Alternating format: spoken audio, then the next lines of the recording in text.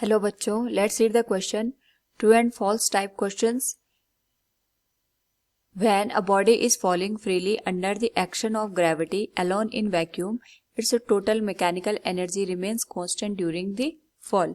We have to state whether this statement is true or false. Now, first of all, we will discuss here the key concept, and here the key concept is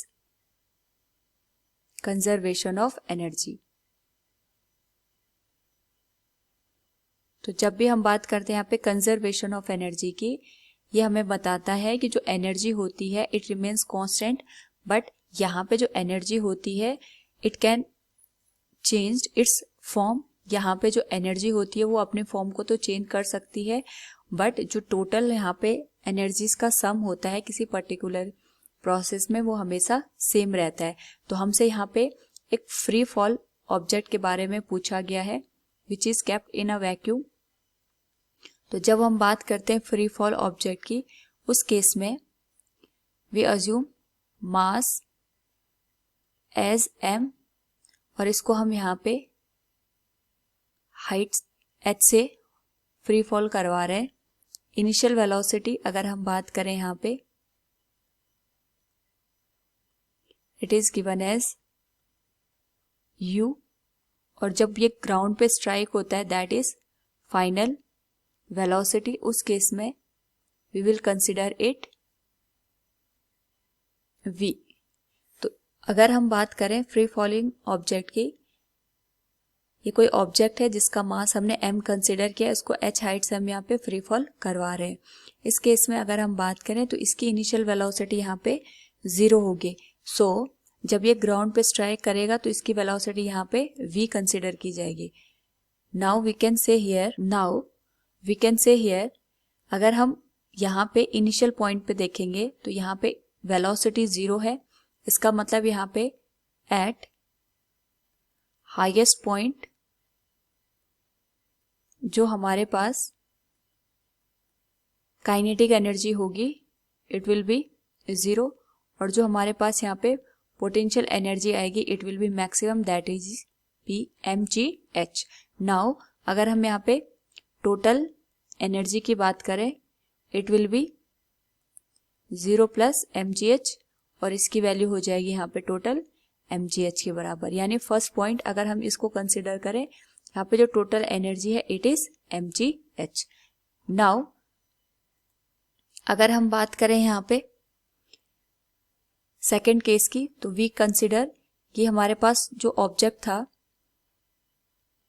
यहाँ पे free fall कर रहा है, तो कहीं in between हम condition को assume करते हैं. सपोज जो ऑब्जेक्ट है ये फ्री फॉल करते हुए इस वाले पॉइंट पे पहुंच गया and this distance is x. यहाँ पे अगर हम बात करें this whole distance is h.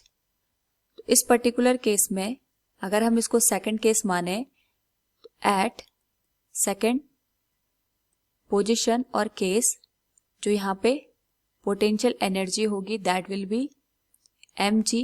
जो ग्राउंड से इसकी डिस्टेंस है that is h minus x, और इसको हम यहाँ पे लिख सकते हैं mg h minus mg x.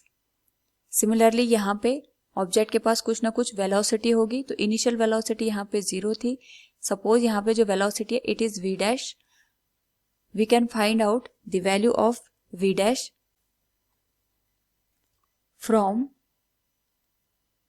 Third equation of motion. हम यहाँ पे जो v डैश है उसकी वैल्यू फाइंड आउट कर सकते हैं, that is v dash square is equal to 0. Downward direction में आ रहा है so it will be 2g. Distance ये कवर कर रहा है यहाँ पे x.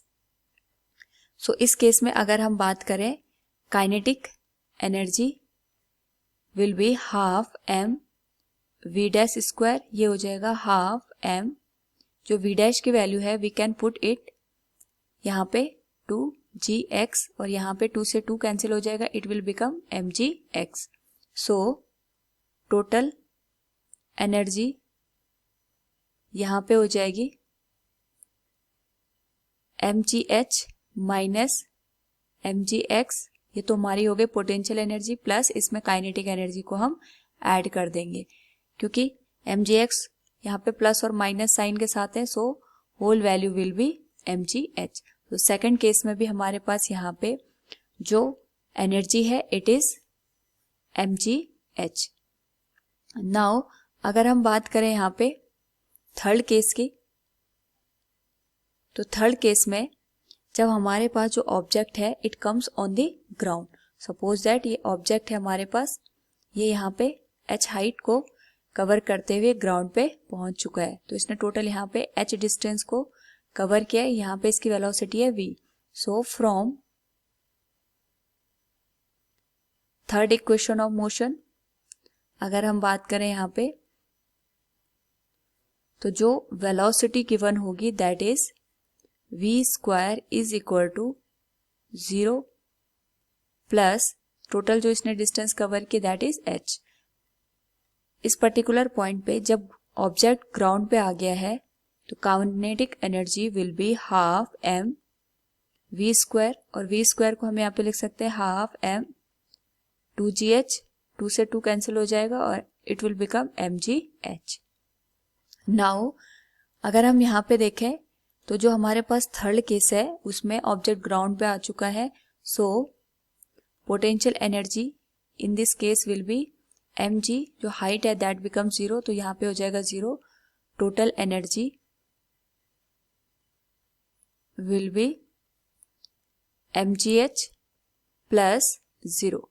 अगेन हम यहाँ पे जो टोटल एनर्जी की वैल्यू देख रहे हैं इट इज mgh, सो तीनों केसेस में हमारे पास यहाँ पे जो एनर्जी की वैल्यू है दैट इज mgh।